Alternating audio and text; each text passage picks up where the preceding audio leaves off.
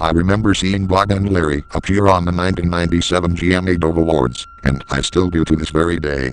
But something really caught my eye, which always scared me for life. So, let's get to the story.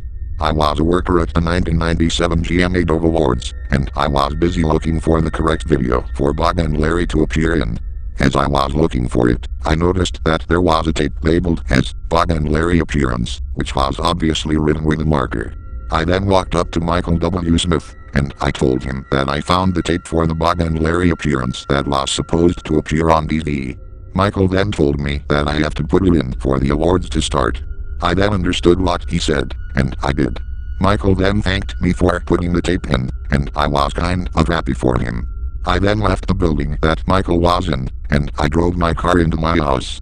I later got out of my car, and I opened the front door to go inside the house I was living in. The living room was somehow clean, despite the fact that I lived alone. I later got onto the couch and turned in the DVD. What I saw was the regular 1997 GMA Dove Awards that were on DVD for some reason, but despite the fact that they air on DVD, I'm pretty sure that they always do that. It then got to the part where Michael, the guy that I worked with, says the usual dialogue. Let's see what Larry and Bob have to say about this. After he said that, he moved the microphone down, as the scene fades to black rather than fading into the usual countertop where Bob and Larry always appear on.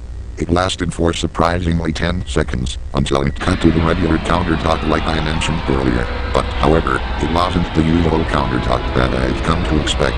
Bob and Larry's eyes were just black sockets for some reason, and their faces were somehow looking as if they experienced true horror. What I heard in the background was Bob and Larry's agonizing screams, the other people screaming in the background, and even what sounded like static mixed with a siren blaring.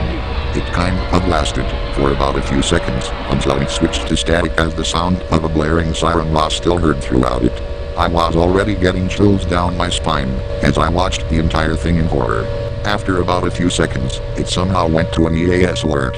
As it did that, I heard what sounded like 3 beeps, and it then ended with a very long beep.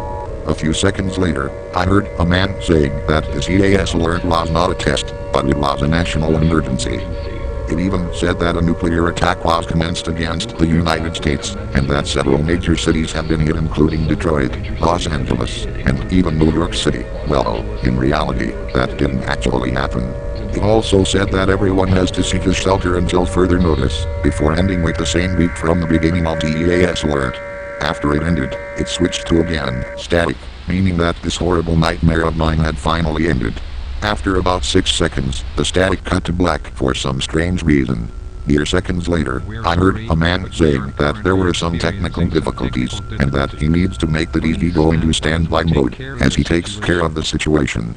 I immediately switched the DVD off and called the police. The police managed to find the person who was responsible for this abomination, and they decided to throw him or her to jail. I didn't know who the person's name was, but I decided to talk to Michael Smith about the abomination that I saw a while ago. He then responded to me that he didn't know what it was, but all he knows is that there was a so-called psychopathic animator who was also the same person that I mentioned earlier, who decided to make this abomination. GMA Dove Awards can be great on the outside, but on the inside, they are built up with a true, dark, and deep sense of horror.